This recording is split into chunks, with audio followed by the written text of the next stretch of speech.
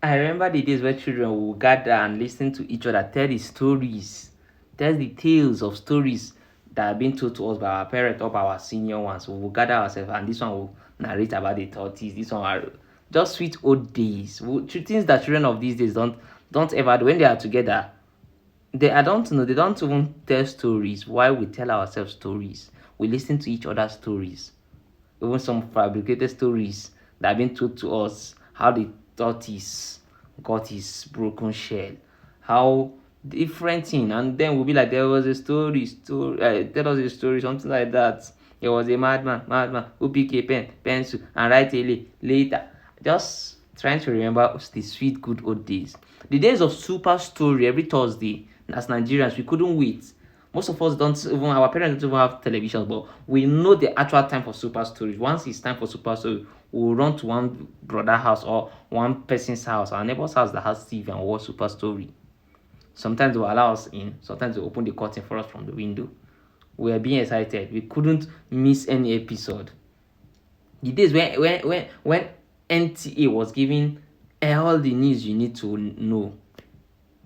NTA will show you the super story, show you what? Sweet, good old days. The days when you will just come out of your house, gather under the moon, and just be gisting with your fellow friends. The days when an elder will gather you, or a particular man will start gisting you people's story that happened long time ago. Now the old and the young has no such conversation anymore. Sweet, good old days. Old days that were like gold.